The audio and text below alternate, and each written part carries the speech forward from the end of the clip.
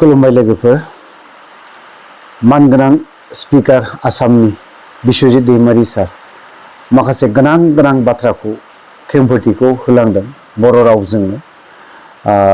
गुरै रावजोंनो मोजां बाथ्राखौ खेंफोरथिखौ होनायखौ जों नुनो मोनदों। जिहेतु दाखालि गबिन्द सारा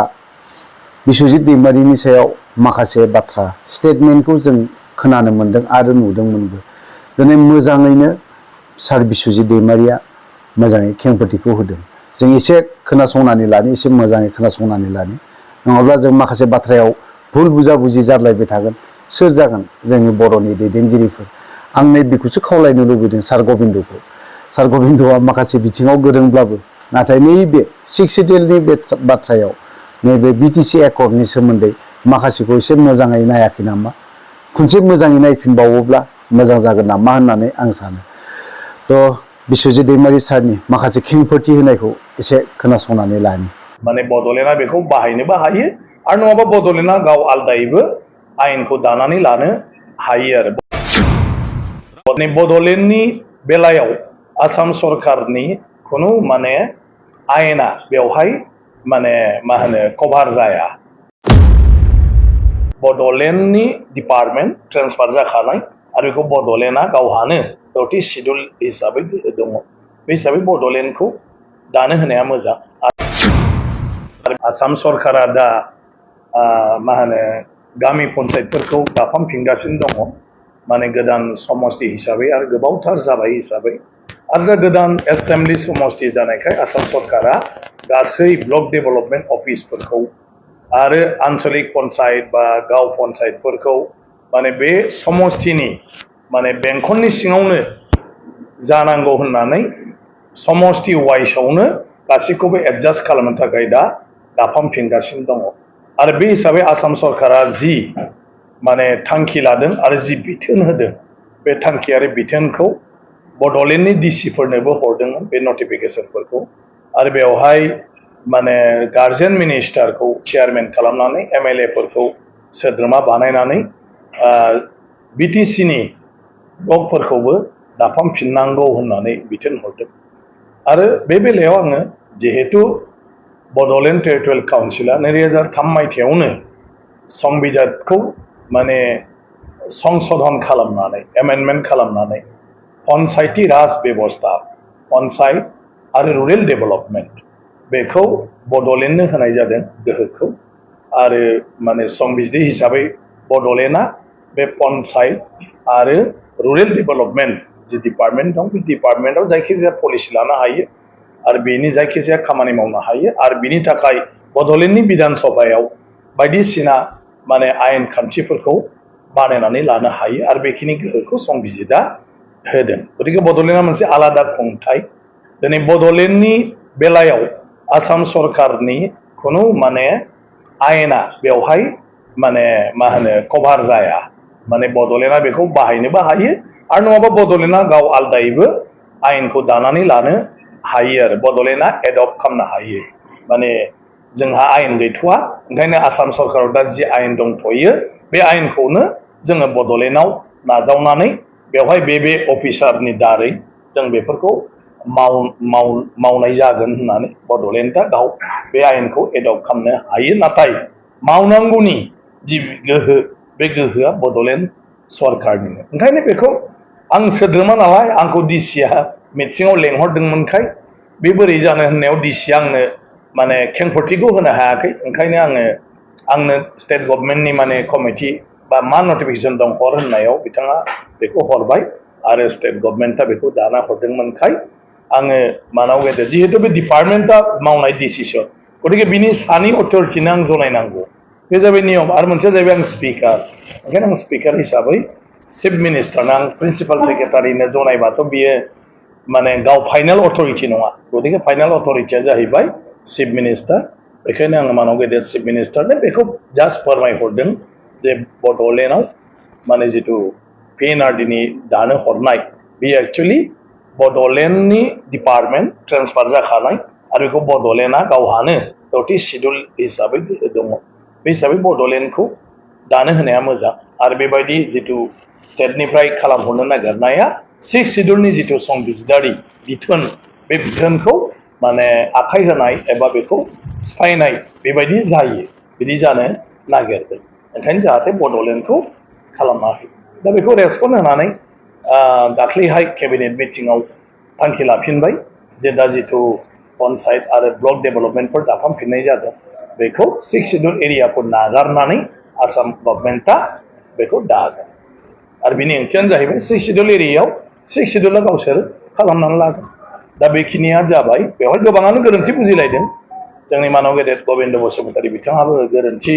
बुजिदों आंहा जेबो गैया बिटिसि सरकारजों आंनि बाथ्राया जाहैबाय संबिजिरारि बाथ्रा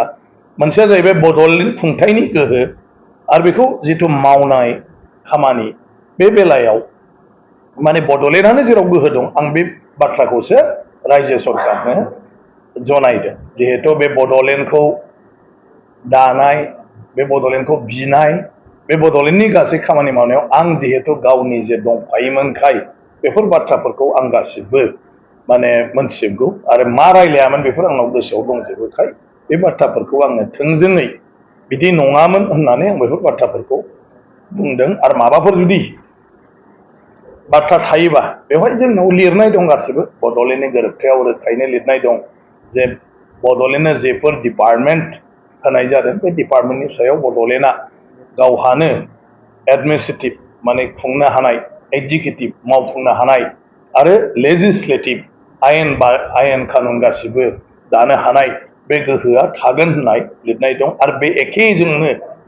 जोंनि संबिजिरनि 6थि फारियावबो बेखिनि गासिबो गोहोआ दङ दा गभर्नरा नटिफिकेसनखौ होदों बिटिसिनि आंखौ एसे गोरोन्थि बुजिदों होनबाय थादों बिदि नङा जायखिजाया सरकारा माबा मोनसे जुदि थांखि लायोब्ला खामानि मावफुंनो नागिरोब्ला बिनि जिथु अर्डार बे अर्डारखौ गभर्नरनि नामै खालामनांगौ बे जाहैबाय भारत संबिजिरनि 166 आर्टिकेलाव बे बिथोना दं डाइरेक्सन जायखिजाया रायजो सरकार बा सरकारा जुदि स्टेटआव माबा मोनसे मावनो थांखि लायोब्ला गभर्नरनि मुङै बेखौ माने मा होनो खामानिखौ मावनांगौ आरो ओंखायनो नटिफिकेसनफोर होयोब्ला बेवहाय गभर्नरनि खोथाखौ रायखांनांगौ जायो सरकारनि जायगायाव जे गभर्नरा माने गोजोननायजों रायजोनि सार्थनि थाखाय नैबे बायदि खामानि मावनो मोनसे थांखि लादों ओंखायनो बे थांखि मथे ओरै खालामनाय जासिगोन दा बे जाबाय नटिफिकेसन होनायनि नियम दा बेल'सो मिसआन्डारस्टेन्डिंआ बिथाङा जेखौ सानदों बियो गभर्नरा बिटिसिनि प्रप'जाल मोननानै होनाय अर्डार नङा स्टेट गभर्नमेन्टआसो गभर्नरनि दहाय लानानै स्टेट गभर्नमेन्टनि केबिनेटआव लानाय थांखिखौ नटिफिकेसन होदों जेरावखि थाया जायखिजाया मानसियानो बेखौ दिन्थिनानै होनो हायो मासिया जेबो गिदिर बाथ्रा नङा बे जाबाय संबिजिरनि बाथ्रा संबिजिरनिखौ आं देरसिन जानो हाया चिफ मिनिस्टारा देरसिन जानो हाया संबिजिरनिख्रुइ सोरबा राष्ट्रपतियाबो देरसिन जानो हाया सोरबा जाजआबो देरसिन जानो हाया गतिके संबिजिरनि बाथ्राखौ जायखिजाया सुबुङानो सोरनोबा आसि दिन्थिनानै बुंनो हायो जे बियो संबिजिरारि हिसाबै बे खामानिया माने एसे माने माबा गैयै जादों इरिलिभेन्ट जादों आरो बेयो संबिजिरनि जिथु माने बिथोन बे बिथोनखौ सिफायनाय जादों दा बेखौ बयबो दा आं स्पिकार खिन्थु आं मोनथिथारगौ नालाय दा बेखौ लिरबाय बेखौ दस्रायाबो लिरनो हायोमोन गासिबो बेवहाय जेबो गैया गतिके बे जायो बर'फ्राथ' आरो माने सामाजिक हिसाबै जों गोदो जेरै सोलिबोदों खिन्थु दासो जों गोदान माने मा होनो गोदान नेमखान्थि संबिजिरारि खान्थिजों जों दिनै रायजो सालायनो आवगायदों बेयावबो जायफ्रा राजखान्थियाव दङ बिसोरल'सो बेखौ मोनथिगोन आरो जायफ्रा मावनायनि एक्सपिरियेन्स दं बिसोरल'सो माखासे बाथ्राफोरखौ मोनथिजोबो गतिके बर'नि बेलायाव एसे बेबायदि बाथ्राफ्रा फैयो दा बुंब्लाबो आरो जालायगोन बर'फोरखौ जाम्बा होनदों माबा होनदों आंहा रावखौबो बिदि होननायनि खुनु बाथ्रा फैया आं बेखौ बुंदोंल' जों सोरखौ मा दाय होलायनो बयबो गोदान नाथाय आं जेखौ बुंदों बे जाहैबाय आंनि जिउआव बड'लेण्ड दानायनि सावरायजेननायनिफ्राय लानानै आङो दिनैसिमाव सिस्टेमाव दंबाय थाथ'यो आरो बे सिस्टेमाव दंबाय थाथ'यैखाय गोलाव सम आंनि बे हान्थिनाय लामायाव आं जेखौ मोनबोदों नुबोदों बेखौ आं खोन्थादों बयनोबो आरो सरकारनोबो दा संबिजिदारि बिथिङाव सरकारा जेखौ नायस्लाबाखै नुस्लाबाखै बे अफिसारफ्रा 6थि सिडिउल फरायाखै बे अफिसारफ्रा बर' गोरोबथाखौ फरायाखै बे अफिसारफ्रा दाबो बड'लेण्डनि गोहोफोरनि सोमोन्दै मोनथिया जोंनाव डिसि गोदान फैयोबा बेबो मोनथिया आरो बेखौ जोंबो बड'लेण्ड सरकार हिसाबै जों रावखौबो खोन्थानाय जायाखै बे जों बड'लेण्ड हिसाबै नोंथाङा नैबे आयेन खान्थिखौ मानिनानै सोलिनांगौ होननानै जोंबो रावखौबो बुङाखै आरो बेखायनो गेजेर गेजेर बेफोरबायदि माखासे माने गोरोन्थिफ्रा जायो नाथाय गोरोन्थिखौ सुद्रायनाया गिदिर बाथ्रा दिनै आसाम सरकारखौ साबायखर बावनांगोन जे बिथांमोना केबिनेटनि गेजेरजों गोरोन्थिखौ सुद्रायबाय